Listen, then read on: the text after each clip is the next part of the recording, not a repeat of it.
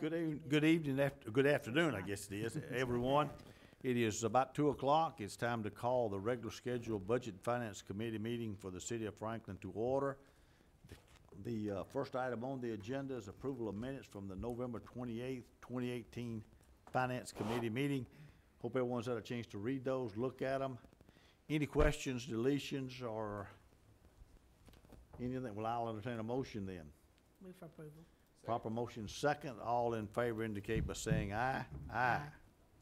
Second item on the agenda is consideration of revenue forecast for fiscal 2019-2020 budget. As we get ready to kick off our budget process, next month you'll start getting the departmental presentations and overviews. We do want to look at what our revenue picture looks like as we go towards 2020. This is a first cut.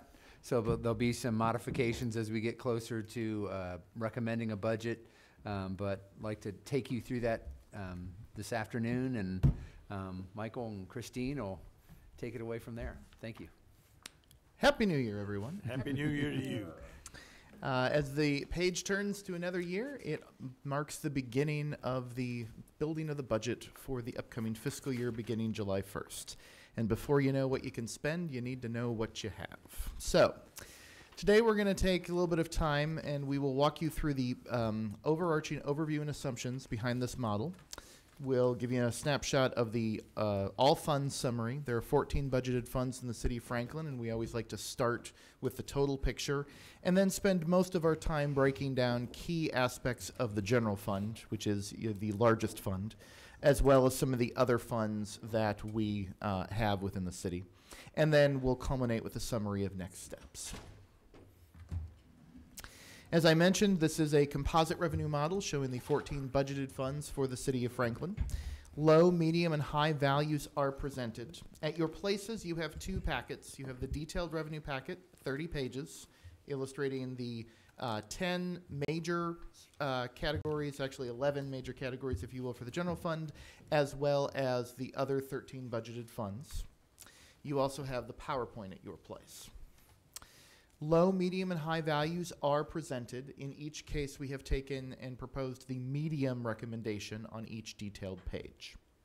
The preliminary revenue assessment is based primarily upon projections in the third attachment in Granicus. I did not print off the 128 copies, which this is the amended PowerPoint from the Tennessee State Funding Board in November. The reason why this meeting is so important is that 4 economists, one from UT Knoxville, one from the Department of Revenue, one from East Tennessee State, and one from the Federal Reserve Bank of Atlanta, all gather in Nashville and review a series of economic projections and data and new housing starts, car sales, unemployment, et cetera. And they each are asked to come up with their recommendations for key revenue sources for the state. We use their recommendations as sort of bellwethers and benchmarks for what we propose locally here in Franklin. And as always, we only have 4 months, maybe 5, of receipts of the current fiscal year. This January model is prudently conservative. Future forecasts will be refined because by the time that Eric submits the budget to you in 4 months' time, we'll have another 3 to 4 months worth of receipts and can kind of nail down where we think we're going to end the current fiscal year. Before we go into the model itself and the funds, we want to take a couple of slides and talk about the economy. The national, state, and local economy remains quite strong. I don't think this is a surprise to anyone sitting around the room. Local unemployment in Franklin, as of the October labor market report from the state of Tennessee, remains historically low, 2.6%, while the state and national ranks at the time were at 3.7%.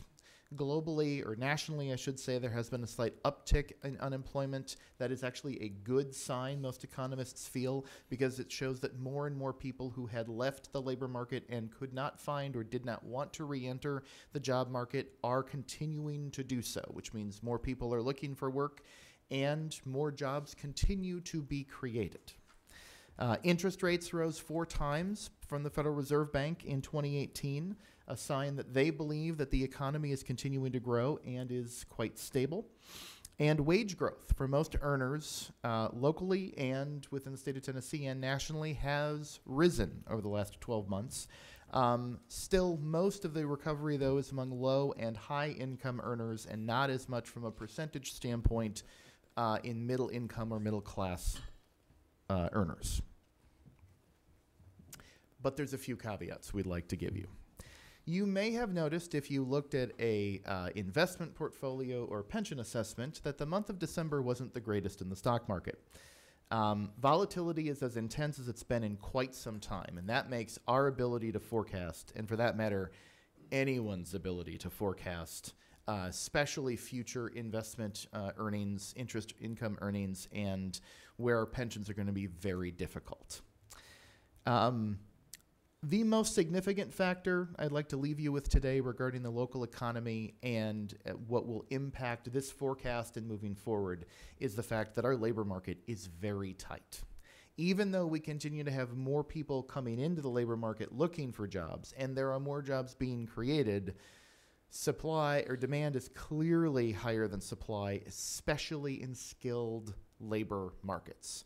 Alderman Speedy and I sit on the Development Services Advisory Commission, and we heard yesterday morning builders and contractors are having a devil of a time trying to get the laborers they need in a timely basis to complete construction projects, even ones that they used to be able to get from Murfreesboro or choosing to work for lower dollars so they don't have to drive over to Franklin. And that was never the case, as we heard yesterday, even 5 or 10 years ago.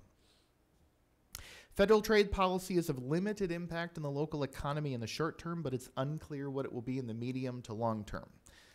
I can simplify that by saying I can't tell you what the impact of any potential change of tariff policy will be. We'll wait and see. But it's something to be aware of in a place where you have corporate headquarters that have their basis in international and domestic trade.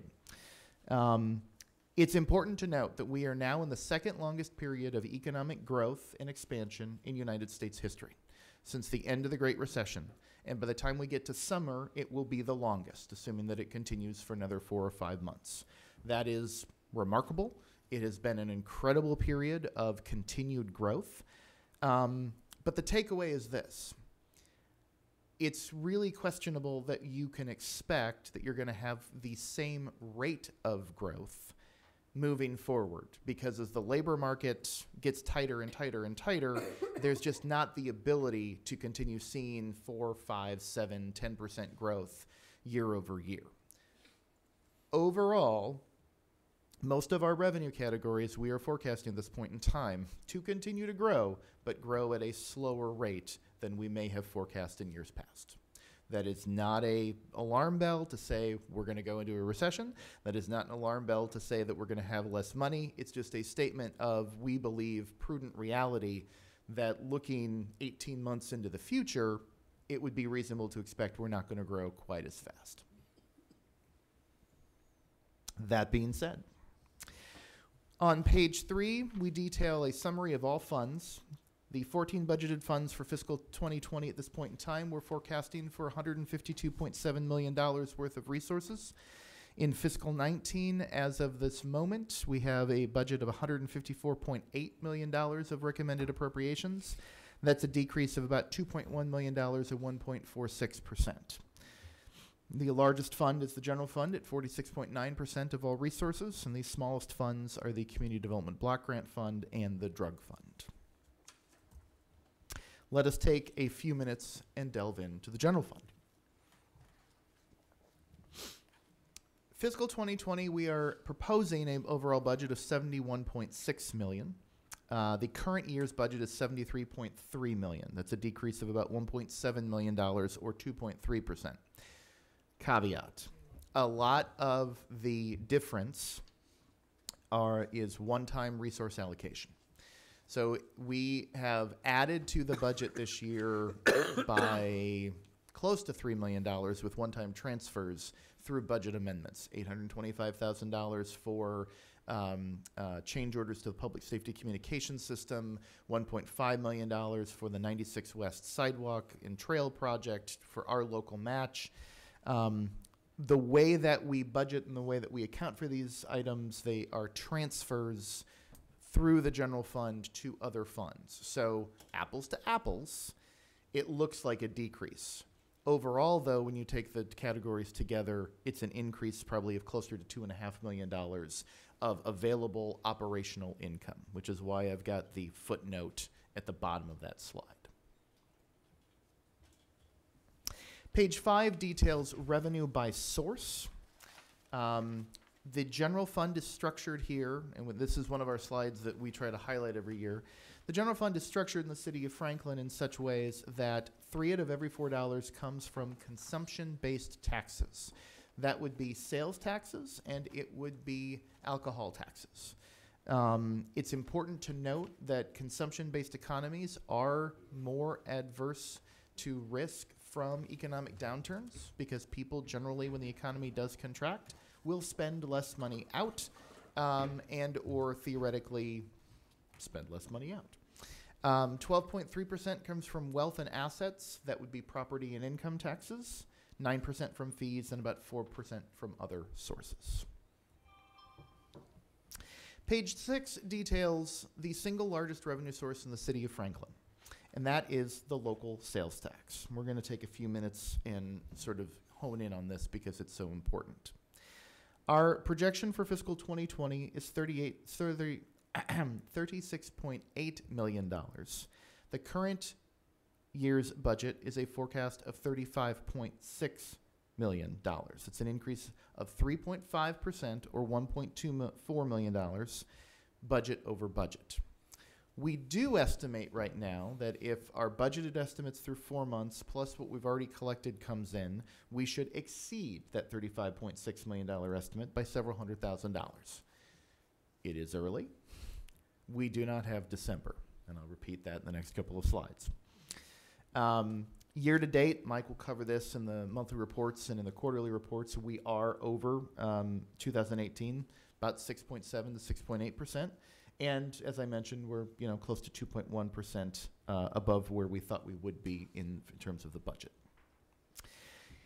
If you look at your presentations or you look up on the screen, you see the 10-year differential in sales tax change year over year. The blue line is the city of Franklin. The red line is the state of Tennessee. Historically, we have averaged year over year always about 0.5% or more higher than the state in terms of our collections. Now, some years you can see 2012, that was more like 5.8% higher. And in other years, like 2018, the state actually was 0.1% higher than we are.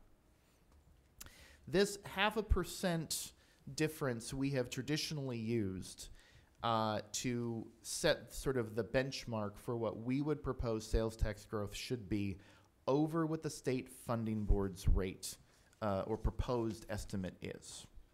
So you see the bottom bullet point here, the state composite estimate for statewide sales tax is 3.8%. That would make our proposed rate 4.3% of increase. We are not, however, recommending that we do that this year. And the main reasons we're not recommending we're doing that, number one, are the instability and volatility that I spoke of before.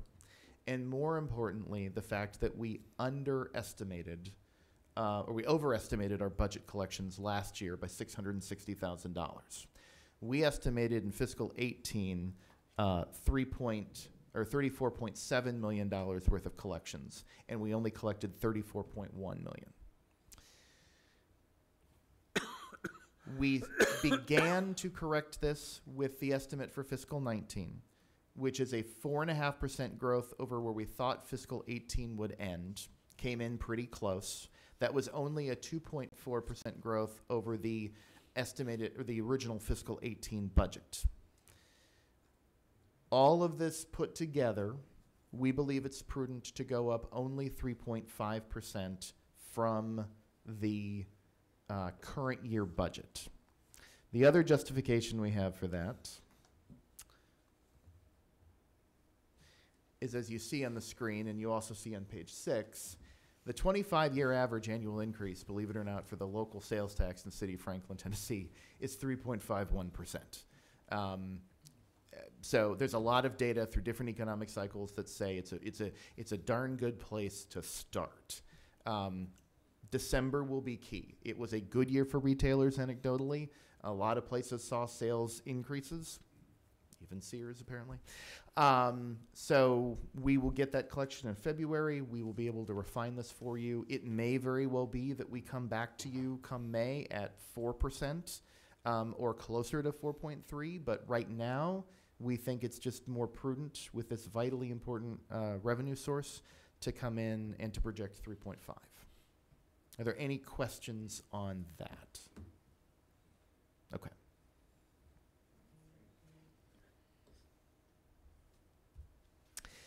Page 7 of your revenue model details the state shared sales tax and state shared taxes. We're projecting $12.7 million in 2020 compared to $11.8 million in 2019. This also forecasts a 3.5% increase over FY18 in all but 2 categories. One is significantly higher and one is, again, significantly lower. The significantly higher one is the state business taxes. You see on the detail there, we've budgeted around 3.7 million in fiscal 19, but the last 2 years we've collected at least $4.5 million. We believe that a target closer to 4.4 million for fiscal 2020 makes more sense. Mike will also note that the fiscal 19 target of 3.6, 3.7 may or may not be met. So we're going to pay attention to it, but we wanted to be more reflective of what we have at least more recently collected in that category. The decrease, to no one's surprise, is our estimates for the Hall income tax, which, as you remember, this is the second to the last year that cities will collect the Hall income tax. It is set to be phased out by the end of fiscal 2021. The estimate for the city of Franklin in this budget is only $500,000. In 2021, it will be $250,000, and in 2022 and beyond, it will be $0. It should be noted that we collected $1.6 million from the Hall income tax last year. Michael, you Sir. Spread that out a little bit, because it's really not the reduction as much as it is the economy based upon someone's earnings as to how much they pay into the Hall's income tax as to whether or not you understand. Mm-hmm. The tax rate's been gradually declining. Right. Yes. The tax rate has been no, the returns to us have been gradually reclining. But what I'm saying to you is the collections themselves are based upon what someone earns. Mm-hmm. And over the past couple of years, the reason that it's been up so much or down, whatever, has been the fact that the economy has run really, really well. December was such a terrible, terrible month. It would be interesting to see what that does besides the reduction in itself. Yes, you're correct. The volatility related to any income-based tax, that's certainly what you're describing. But the state, as that phased out, did decrease the rate by 1%. We have still received 3/8 as the split. 5/8 was the state. We're the smaller of the 2 shares, but it has backed off by 1%, and then certainly the volatility. This particular year, 2018 may not have the same base of collections. The next page in your detailed packets and up on the screen is the property tax. It's important to note that there's a lot of detail actually on page 8 that's important. The amount shown on the screen and reflected in the general fund is sort of the final net amount available for operations. The majority of property taxes now in the city of Franklin goes to pay debt service. The overall aggregate amount that is billed is around $20.8 million for this current fiscal year. That is the low amount you see in your detailed packets for 2020. And then there's a series of deductions that get you to this net amount of $8.08 million forecast for 2020. We're forecasting a increase of about $426,000 or 5.5% from the property tax to the general fund. This assumes a 2% increase over that base assessment reflective of growth in the community, new properties coming online and taxes coming in. Again, through areas around the city not included within the TIF district. We had been more conservative in forecasting this over the past several years, but beginning with fiscal 19, and we're thinking again in fiscal 20, we're comfortable with this degree of overall increase because, again, a lot of the growth we're seeing has been in areas not within the TIF district, which means it's a tangible growth that we can then reflect and dedicate towards operations. One other point I'll make on this detailed page, you'll see there's about $1.8 million on page 8 that is set aside for the Invest Franklin initiative. This page will change once we issue bonds later on this year, because the amount, that Invest Franklin portion, the first $1.8 million in debt service will come from that and simply move up to that debt service line. You'll see that change as well in your property tax ordinance, but we'll have all that worked out and know what how the cents will get redistributed by the time that you have to vote in the first meeting in June.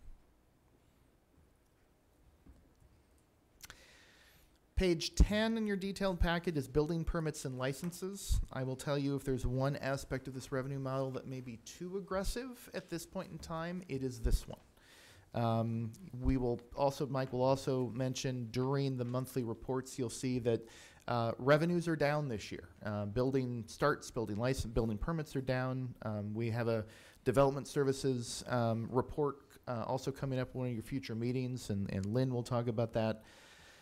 Right now, I have a decrease of about $43,000. We may revise that lower. Again, all of the development services, though, Lynn and I sit down in about March, and we take a look at what is in the pipeline, what we expect to get the remainder of 19, and then of course 20 and 2021. And so you're going to see as we, later on in this presentation, the facilities taxes and road impact and parkland dedication, those are either level or declining simply because it's the conservative, prudent approach for now, but we'll refine that better as we move forward. This has a increase in permits and licenses overall, but there is a deduction because traffic impact study fees are actually accounted for in another revenue category. And so the amount that's shown in the detail in your packets that we expected in 19 will not materialize, which is why we have a decrease right now in this category. Moving on from highlighting the general fund, we'll take a few minutes and go through some of the specialized funds. Sanitation is on page 19. We're bringing this up simply to say we are forecasting at the moment a 2% increase. 3 words of note. Number 1, that only reflects new growth into the community and new residential customers.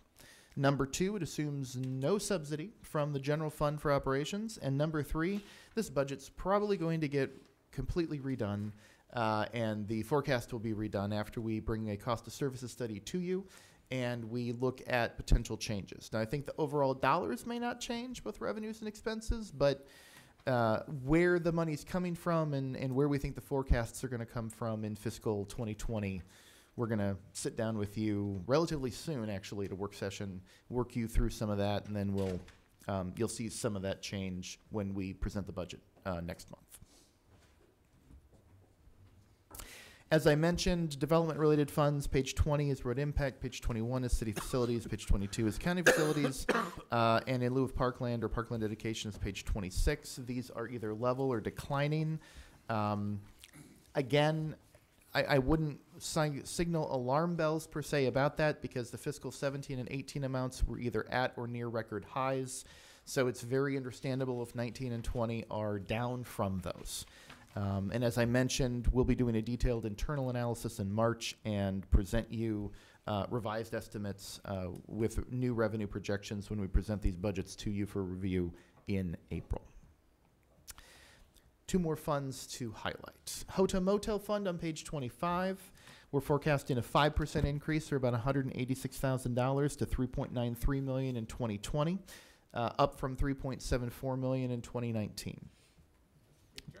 Good news is that the revenue per room, occupancy rates, and the average daily rate continue to be strong despite the fact there are so many new hotel rooms being built in this community and throughout greater Nashville.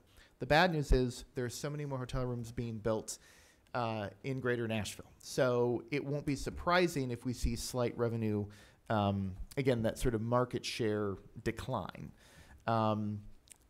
You will note fiscal 18 was over $4 million. We are not taking fiscal 18's final results really into account because of that 4.1 million, 200,000 came from the results of a special audit.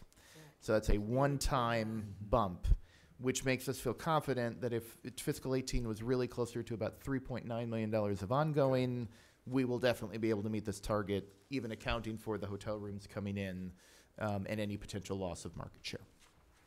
Do we see a slight decrease too when A-game closed? Because I know Franklin Sports Hall is back open and they're going to start running those volleyball tournaments a lot, starting this month, I think. I don't know how much we saw. There was concern around it, especially in the weekend business, which is a softer part of the business, especially at certain times of year. So it's nice that that is firing back up to provide some options in tournament activity. So. But that is an interesting comment Yeah. because what the publicity stated was that you had all these hotel rooms and restaurants and so forth that were not being utilized because of A-game going down, and now that it's back up under new management or whatever it is. But we never saw any. We could not. If you just looking at the budget, you couldn't tell where the A-game was running or not. I think it was some of the hotels. I mean, from the Conventions and Visitors Bureau standpoint, there was some fluctuation there, but not, they lost some, contracts. Well, I'm not saying that some hotel didn't have less or more. I'm saying just from a revenue standpoint, if you look at the revenue, you could not tell whether it was open or closed. But also, let me say, this audit has us more getting all the money that we were supposed to get compared to the county, too. who had been getting more from some areas than they were being reported to us before the audit.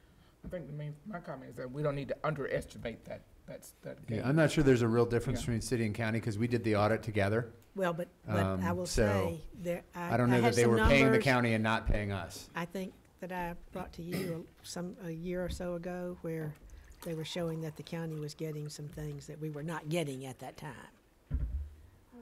We did the audit in conjunction with the county. There were some differences on. Of course, they also did that with Brentwood. So I just saw the ones here from Franklin, and there were some minor differences, but the few ones who were having issues with that were significant had issues with both sides. So.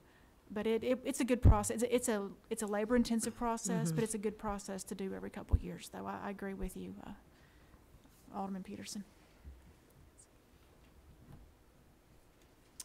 The final fund on a slide is the final page of your revenue packet. It's the Water and Sewer Fund found on page 30.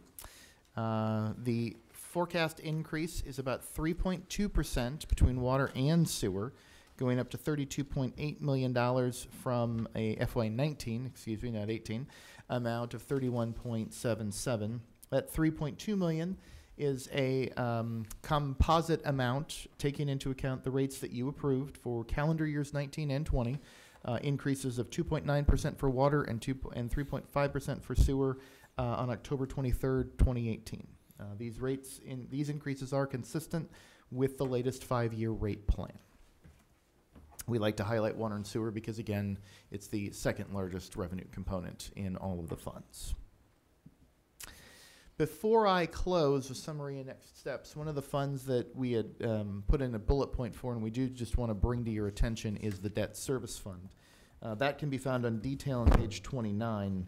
It's a forecast decrease at the moment of $190,000, but that's because all that forecast includes are currently issued and obligated debt service payments.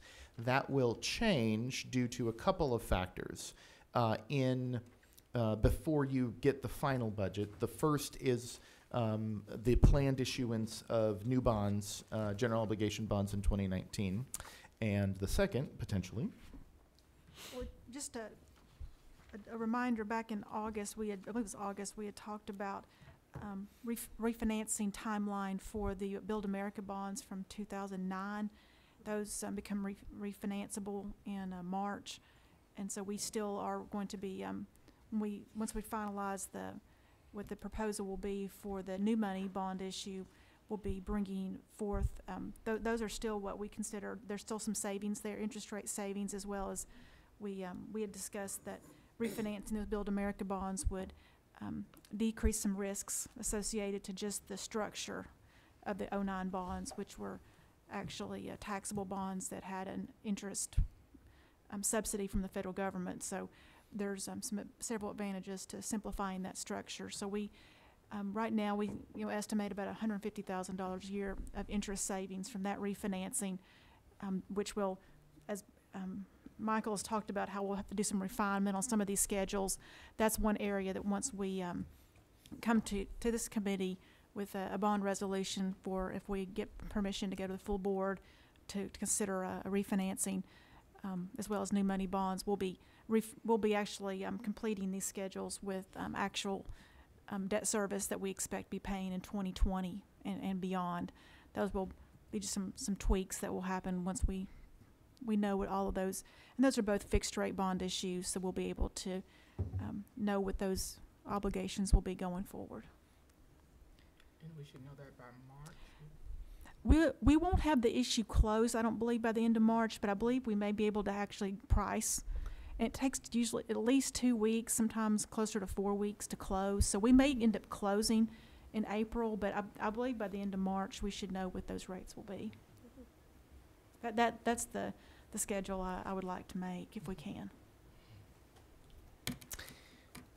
Yes, sir. I just had one minor, just curious Yeah, my guess. question. Any increase in the alcohol tax from the wine and grocery stores, or is that negligible? All those extra days. So Is that, if just you, curious. if you go, there is, it's interesting. We categorize alcohol taxes, if you turn to page 9 in your detailed packets, we categorize alcohol tax revenues.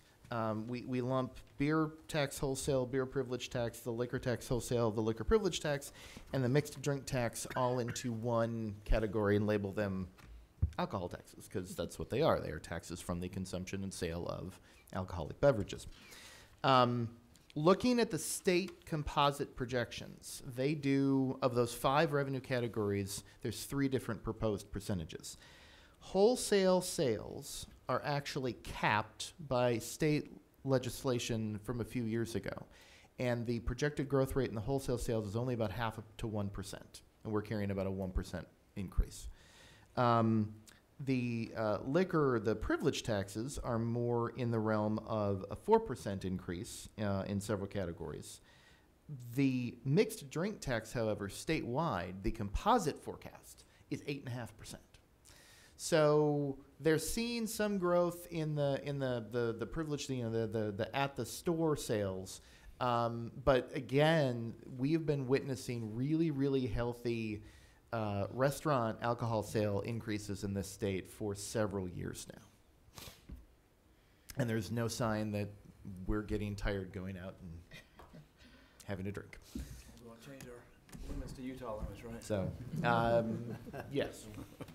That would be a different budget presentation from a different department to propose that to you.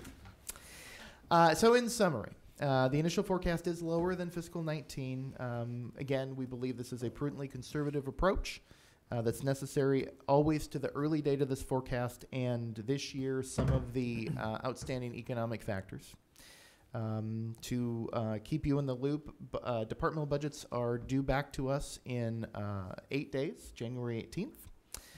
We will then bring to you departmental budgets beginning at your next meeting in February. Reminder, Budget and Finance Committee meetings starting next month start at 1 p.m. To accommodate the additional time we'll need to review with you. And we will revise these revenue projections and accompany them with 3-year forecasts and potentially even beyond 3, maybe 5-year forecasts with the final budget recommendation from the city administrator in May. We are more than happy to stand and answer any questions you might have. Or glad to move on. Mr. Chairman. 1 o'clock is okay with everyone. Okay. Any other questions of Michael? Margaret?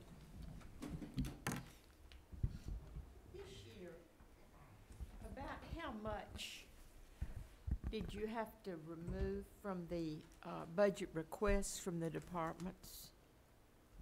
Did you have to cut much? The From what they were requesting? It's always impossible to answer that question straightforwardly with the way that we do the budget here. From the base budgets, no. So the same level of resources that they needed last year, they got this year. We probably funded between 40 and 60% of program enhancement requests. Which is probably the highest percentage in the 10 years I've been here. Yeah. We always have more requests than we have dollars. But yeah, it was probably close to half that we were able to meet in some way or another. And sometimes we find ways, it may not be exactly what they requested, but we find a way to address what was brought forward. So it was somewhere along that. So we like I said, we probably did a little better. Now, I'll also say I think we had fewer requests last cycle. In part because we put a lot of emphasis on the fact that we were needing to make adjustments in the pay plan to remain competitive and to address that. And so I think people knew off the top that was going to be a big priority. And you'll remember we advanced the change in the pay structure a full 6 months earlier than we had thought we would, and did it all by July 1. So those were all big tasks to take on. And I think our departments were mindful of that when they submitted what they submitted to us, because they knew that was a big priority, an important priority, and also was going to use a lot of resources. It didn't appear that they were asking for that much, extra. So I just wondered. In any given year, there's usually $5 to $10 million total of requests across all funds, mind you. So not just the general fund, and that's again where we try to present the $150 million number first, that we don't fund from program enhancements. But we try to make sure that you see those program enhancements so you know what additional requests are out there. And we use the program enhancements, and will again this year, more as a medium-term planning tool. That if there indeed aren't things that we can do this year, at least we know about them and you know about them, to be able to try to work them into eventual planning and then eventual operational capacity. Thank you. Mm-hmm. That reminds me of one other thing, that whenever we were talking about personnel and making changes there, we've changed the pension. Mm-hmm. I have had some comments about the people who receive the pension missing out on a month, because it went from the first of the month to I'm going to say the 29th or 30th of the month. The last business day of the month. That's right. Mhm. And so that meant that the people who were getting pension currently from the city missed a month, basically. Well, they'll still have the same 2019 pension income in total. It's the timing. Yeah. The thing is, which is certainly a. and we talked about was a this big at the time, but consideration. as I say, but truly, if you think about it, over a 2-month span, they basically only got one payment. Well, Because they got it from the first, say they got one from the, I'm just kind of using it, they got one at the 1st of December, then they did not get one until the end of January. Well, we actually did a transition. We did it November 1st. We did December 14th.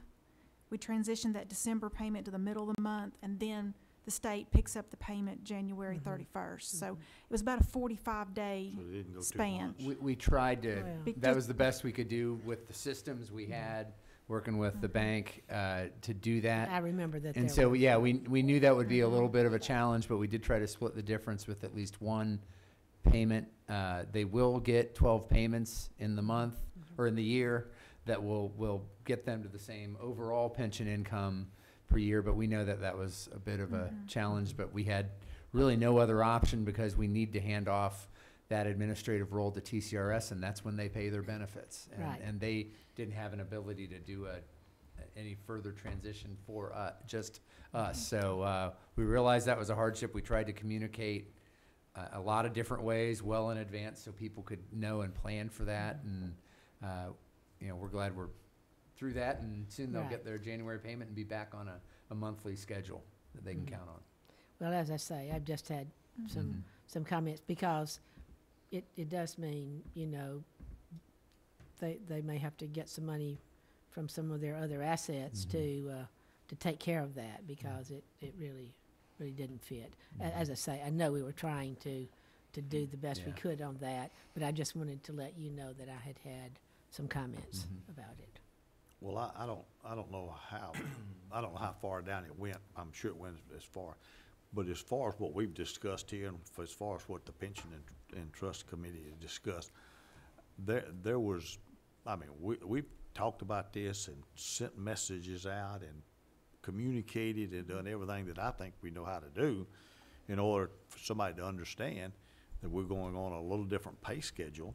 And therefore, they were delayed 2 weeks in December and didn't pick up, but they still got 12 payments. And they'll No, get but 12 as I payments, say, they'll still get 12 payments this Yeah. year. If you have your That- bills coming in at the that- first of the month, then it didn't necessarily, that's- but you know, but- it created some difficulty, I'll put No, it that way. But we've Created some we've difficulty for discussed some of from the a people. board standpoint, Yeah, and yeah, from the right. committee standpoint, and from Pension and Trust Committee standpoint, and understood that's probably the only way we knew how to do it. And it was a Other one-time than, thing. Yeah, other it's a than one-time add deal. another $300,000 or $400,000 into something That's or other, right. if that's, and do an extra payment. Now, I'm sure that would have been the preference on the retirees to have the extra payment, but that wasn't a budgetary, wasn't possible under the budget process that we've got, so, thanks. Any other questions on the forecast, revenue forecast? If not, let's go to the financial report. First quarter fiscal year 2019. Good afternoon. The quarterly report emphasizes a lot of what Michael has just said to us. And when you look at the first quarter report, there's not a whole lot of information to analyze, but it does at least let you see where you start. And like all first quarter reports, the general fund will start off in a deficit because the property tax does not begin to be billed until October 1st. But the one thing the finance department does is we monitored that deficit. So that's how we started seeing that building permits were coming in less than last year, which was a historic year. Also, we did notice that when you look at state share taxes, it was less. So when we did our research, we noticed there had been an adjustment by the state. And what happens is it adjusts the revenue in the current year, but what it is, they told us these are adjustments from 2015 and 2016. So the impact was we're seeing it as a reduction in this year, even though it was for returns filed several years ago. So that is a key reason why state share taxes is less in this first quarter and in this year so far. Yeah. The other thing is, in July, it's when the increases for employees started.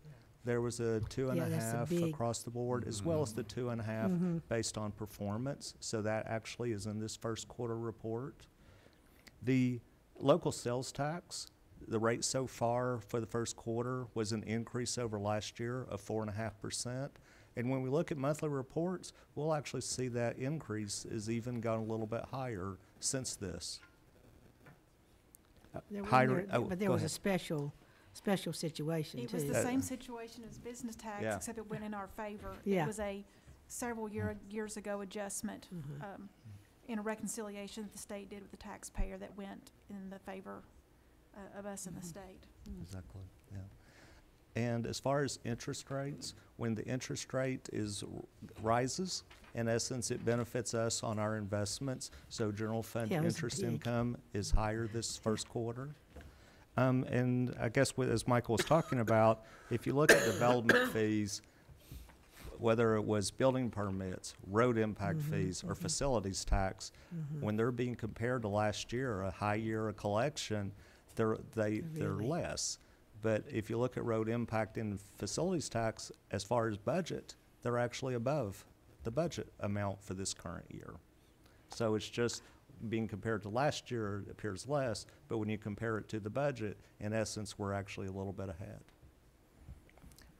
In the street aid fund, where we knew there would probably be higher amounts, it's currently 2% higher for the year. So that's kind of what we would have anticipated, slightly higher.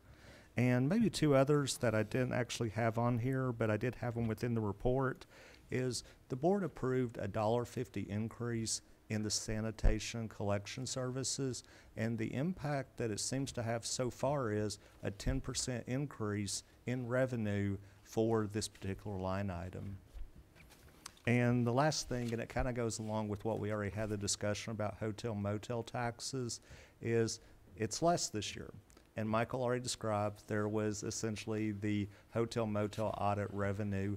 But the one thing is, like I said, when we look at the reports and analyze them, it still does seem like we're less than what we were last year. So it's always something to continue to monitor, because in essence, if you do compare it without that amount, then in essence, it's still less than what we had the previous year.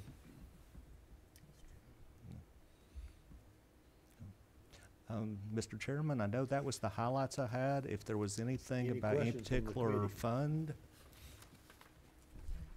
I guess the main thing would be the development, you Yeah. know, and that can move based on just a particular year or not. But I do think it's something worth continuing to look at as we, Yeah, as we exactly. go through. And continue to be conservative with those estimations. Yeah. And keep in mind, of course, that your development funds, facilities taxes, road impact, parkland dedication, those funds don't impact your operating budgets.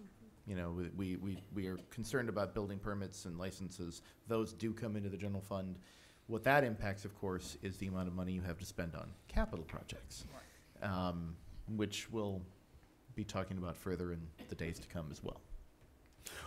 When do you collect the property tax from the county? Is it on a monthly basis, or does she? She does send money over monthly, but they're due on the same end of February due date that the county. But of course, a lot of people pay, or the people have mortgages. Their mortgage companies pay there Right. in that last month. But there are monies that come in after she gets the bills out in the fall. There are groups of folks who just they get the bill and they want to go pay it. So we are collecting funds, but most of property tax comes in January and February. February? Okay. I just wondered I was just interested if the county accumulated that's paid in November and December and held it. She doesn't hold it till the due Okay. date. She 'Cause if She she's- works with us 'cause if- on Yeah, that. because if she's holding it it's point, whatever it is, 3% interest now, whatever, the county would, and again, we shouldn't, I'm not trying to pit us against the guy, because we all live in Williamson County. So that money is being spent to our betterment, but, I'm just wondering how long she held funds that were designated to come to the city. she sends us money, and we also, of course, work with the trustee's office on the Stell's tax. It comes from the state to the counties, and then she every month sends that money to us that was collected. So we actually we've got a very close working relationship with the trustee's office, Okay. and a very good line of communication. But no, she doesn't hold that money until the end. There's no funds being held somewhere until some. Nothing Yeah. yeah, there's it takes, she doesn't send something, every day, but Yeah. she's not holding it till, February 28th and anything like I that. don't pay mine until the last minute. Any other questions or comments? Just to go back to talking about the building permit and the fees, from what I read here on the monthly reports, it indicated that the building permits were down 60%, but also against the budget, it was like 58%. And the road impact fees were down compared to the budget. Well, and maybe the city facilities tax were a little bit more than the budget, but then the county facilities tax were, less than Oh, the no. budget. Even more than what the city experienced. That's right, certainly. that's right. So the development fees are Yes. at this point, I mean, even compared to budget, but again, those are just, you never know what month Right. they're gonna come in, really. Because even when you account for seasonality and you account for Exactly. It changes just in still labor, it doesn't. still comes down to when a particular individual and developer wants to pull the permit and Exactly. proceed on the particular development. Exactly. And that's a whole host of other variables that we Mhm. simply don't know. That's right. You had mentioned that $1.50 on the sanitation. Weren't we expecting and were we anticipated in increase? Okay. good. Yeah. And that's a reflection of the rate, but also we are adding households, so we've got, that's the other part of that. Yeah, we've got Mhm. growth coming into play too. Well, you see a lot of construction still around here. I mean, A there's lot of new homes buildings coming going up. You don't have, you can go south of Franklin, north of Franklin, whatever you want to go.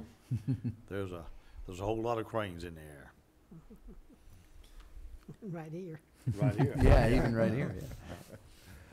Well, fortunately, we're getting one next door here.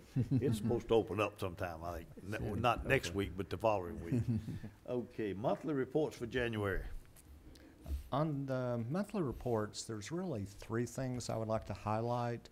And actually, I'd like to actually go to the bottom of the executive summary, because for the conference center, this actually are two reports where it represents the changeover from the Yeah. operator of the conference Yeah. center. So Right, that's the October last. is when Davidson was operating the conference center versus November, which is when Chartwell's began operating the conference center. And probably with any transition, sometimes there's something with the reporting is trying to get everything in the right place. So that's why if you looked, you probably saw a revised October statement in Granicus. And the reason was they realized it wasn't the bottom line they had inaccurate, but they did realize that the amounts above it just needed to be worked out. It was where it had kind of combined the information. So it looked like it was less revenue than it really was. Alderman Speedy had helped us with this. He's seen this. So that's why you have a revised October statement. It's the last one where Davidson was actually operating the conference center. And If I could just add, Yeah. the revised January 9th report for, I think it's January 9th, it was prepared by Chartwell using the information that Davidson in the transition had to supply to them, and that was reconciled by Chartwell. So there's, there'll still be an annual audit at the end of the year, and it may be a little bit more complicated because there are two different accounting systems involved, but in any case, I was assured by the controller that he did have all that reconciled, and but he was willing to revise that report based on what was provided in the closing of that sale. So we apologize for that, but we are in communication with Chartwell, and they have been sending money over, so we have continued to work with the new owners. And also what I would say about this, if you look at either October, November, and you look at this year versus the prior year, you'll notice it was higher than that month in the previous year. October, 143,000 versus last October, 76,000. November, 63,000 versus last year, 44,000. So in essence, the operations actually, were higher than they were the previous year. I would go up down to Schedule 6, which was the gasoline taxes. We talked about it being about 2% higher. If you then look at an additional month, it's now 2.9%. So again, it seems to be holding that level of increase for this current year. And then the last item is we had talked about local sales tax being 4.5%. And if you take it now after seeing September and October, you actually now see it's at 6.8%. Yeah. Now, whether that would hold, but we still, again, are looking to see what the December sales are. But in essence, it's like Christine said, there was an adjustment in this that worked in our favor. So, but essentially, as far as the data through these months, we actually are 6.8% over the previous year. Not what we've been doing. Well, it would appear from just the news media and whatever else, that December was a good month for the retailers, so Yeah. that should be reflect favorably for us then, so. Well, I will tell you, we went to the mall on, I guess it was New Year's Day, because several stores were having special sales. You would not believe how many people were there, and they all had sacks indicating that they had spent money. Yeah. I mean, it was That's just good. like, it was like being there. I said to Jim, it looked like it was like the day after Thanksgiving or something. I mean, it was amazing, so maybe, Let's hope. yeah. I think I was watching a couple of bowls. Are we benefiting, Mr. Chairman, from online sales? Because all of our neighbors had boxes delivered. Are we, as a city, as a county, benefiting from online purchases? We do receive, Somewhat. somewhat. Yeah, that's a good We way do to say it. receive in our sales tax numbers that Mike summarizes, we do have a line that the state reports as out-of-state sales. And we've discussed that quite a bit with City Administrator Stuckey and also with our mayor, because there certainly is an element of how the state is currently administering and because we get what they say is due to us, which is, there isn't a deal that Amazon customers are now paying. There's some question about where that actually gets distributed out in Tennessee, but there is some amount of Amazon within that out of state, and then there are some collections. But the Supreme Court ruling back last June allowed states to become to modernize those out of state sales and internet sales, and that's what, in fact, the mayor spoke with our delegation this week with some of his thoughts about asking, because at a state level, the state must act based on that Supreme Court ruling to begin to begin modernizing that taxation. And I don't know if the mayor may want to make a comment. Summary that the legislature, we have the state has agreements with certain vendors, for example, Amazon, and so we're already getting that, but there are a lot of online vendors that we have no agreement with, and they're not collecting it. So the legislature has to create an action to collect from all of those people. And then the other thing, which we're concerned about, is how that money is then divided up. So we've had some discussions with our legislative delegation on our side of the story. There's some mood there with some of the legislators that this is a new tax, additional tax, and so a few of them feel like that, well, they need to lower taxes somewhere else if they're going to collect this. We think that's crazy because it's tax that we're owed, and I think that the sense I had from our legislators was that they want our brick and mortars to be on equal grounds with the out-of-staters, and we definitely want that. There really is a fairness Yeah, I just question. want to make sure it's on somebody's radar. And that item that got to you on roads that were Yeah. paved and maintained by state and city resources, and it just makes sense that they pay similar to the stores that operate in our community. So Good. I'm glad it's on the radar. it is on the radar screen, but they'll stay tuned for action on how they do it, and also the sharing of that revenue among local governments. There's some discussion around that too. That's right. City and county dynamic. Yeah, city and county.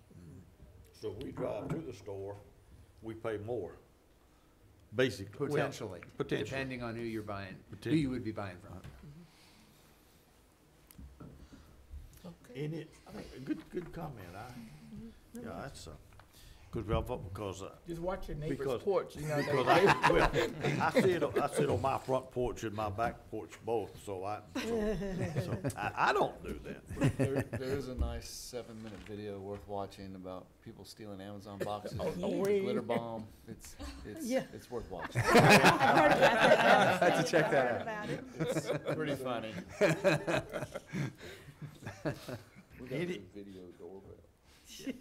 Yeah, well, that's, yeah. Other I think than, our what we have parking time is up now. So you say you had the video go well? Yeah, we've got one now, and when we first set it up, every time somebody walked down the sidewalk, it was going off. Oh, And so dear. Linda was getting all these messages, so I pulled it back in, so it's quite awkward. I'm not getting notifications. So if it was any crime in the neighborhood, you had a video of it. So smile when you walk by the mayor's house. We got Alderman Martin in the neighborhood, too. Chucking those beer bottles over the fence. Right. Any other business come before the board? Any other questions from the committee? Then I will entertain, unless there's another comment, I'll entertain a motion to adjourn. So move. Second. So moving second, proper motion, all in favor indicate by saying aye. Aye. Any opposed?